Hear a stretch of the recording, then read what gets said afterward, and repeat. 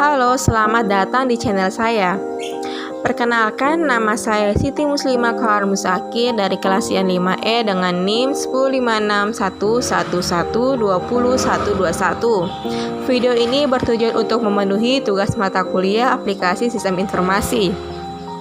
Video ini saya akan membahas terkait apa itu OSI layer, apa itu OSI. Open System Interconnection atau OSI Layer adalah standarisasi khusus yang memungkinkan berbagai komputer dapat saling berkomunikasi menggunakan protokol sesuai standarnya. Model ini dirancang oleh ISO atau International Organization for Standardization. Setiap komputer atau perangkat memiliki cara berkomunikasi yang berbeda. Untuk mengatasi ini, OSI diciptakan sebagai standar untuk menyatukan berbagai cara komunikasi, memungkinkan pertukaran informasi antara perangkat yang berbeda tanpa perlu penanganan khusus, sehingga produk atau software dapat bersifat interpolate. Kemudian perlu kita ketahui sejarah singkat OSI Layer. Sebelum OSI Layer, protokol komunikasi antar komputer bervariasi karena setiap produsen membuat protokol sendiri. Ini menyebabkan kesulitan dalam pertukaran informasi di satu jaringan dengan protokol yang berbeda.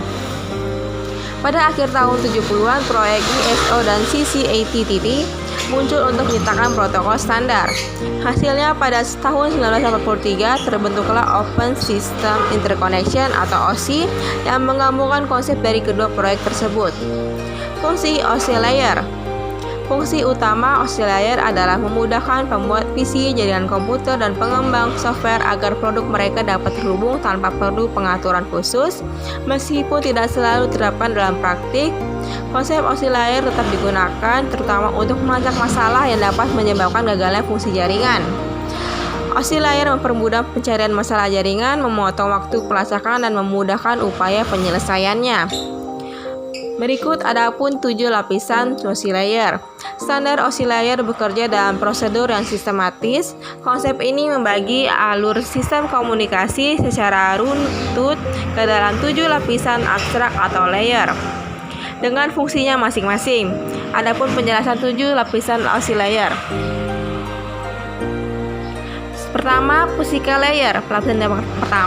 Lapisan pertama pada OSI adalah Physical Layer, yaitu lapisan yang bertanggung jawab mentransmisikan data dalam bentuk bit stream. Physical Layer melibatkan peralatan pertukaran informasi seperti kabel dan tombol. Jenis sinyal yang digunakan harus dipilih dengan cermat dan sesuai dengan media fisik seperti kabel, infrared, cahaya, radio, dan tegangan listrik. Selanjutnya data diteruskan ke lapisan kedua. 2. Data Link Layer. Lapisan kedua.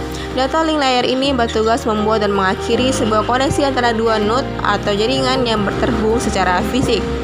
Data Link Layer ini juga memecah data dari Network Layer menjadi bagian-bagian kecil yang disebut frame, lalu mengirimkannya ke tujuan. Hampir sama seperti Network Layer, intinya lapisan ini juga mengontrol aliran data dan memeriksa kesalahan yang terjadi. Ketiga, Network Layer. Lapisan yang ketiga. Lapisan network bertugas untuk mendefinisikan IP address sehingga setiap komputer dapat saling terkoneksi dalam sebuah jaringan. Kemudian fungsi berikut adalah membagi data menjadi beberapa paket lalu mengambilkannya setelah data berhasil diterima. 4. Transport Layer. Lapisan keempat, Transport Layer berperan sebagai penanggung jawab kiriman pesan antara dua perangkat, mengambil data dari lapisan sebelumnya dan meneruskannya ke lapisan berikutnya sekaligus memastikan bahwa data tersampaikan dengan baik. 5. Session Layer. Lapisan kelima. Session Layer mengelola pembukaan dan penutupan saluran komunikasi atau session, memastikan kelangsungan sesi saat data dikirim, menutup session setelah komunikasi selesai, dan mengatur checkpoint untuk melanjutkan transfer dari titik terakhir jika sesi terganggu. 6. Presentation Layer. Lapisan ke-6, Presentation Layer berfungsi untuk mengidentifikasi sintaks yang dipakai host jaringan untuk berkomunikasi. Lapisan ini akan memberi enskripsi serta deskripsi data yang nantinya akan dipakai dalam application layer. Pada lapisan ini data akan terenskripsi dan deskripsi otomatis melalui sistem. Beberapa protokol di lapisan ini seperti NIME, TLS, CCL, dan lainnya.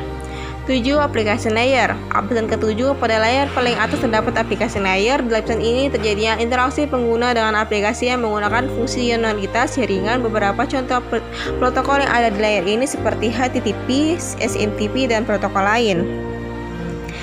Kesimpulannya, jadi sekarang sudah tahu kan OSI layer itu apa dan tugas masing-masing layer itu seperti apa. Jadi OSI layer ada standarisasi khusus yang dikeluarkan organisasi standarisasi internasional atau ISO dengan tujuan agar komputer satu dengan lainnya dapat saling berkomunikasi dengan mudah sesuai protokol. Adapun tujuan lapisan OSI layer ini meliputi physical, data link, network, transportation, presentation, application. Semua pertukaran pesan atau komunikasi antar komputer haruslah melewati ketujuh lapisan tersebut.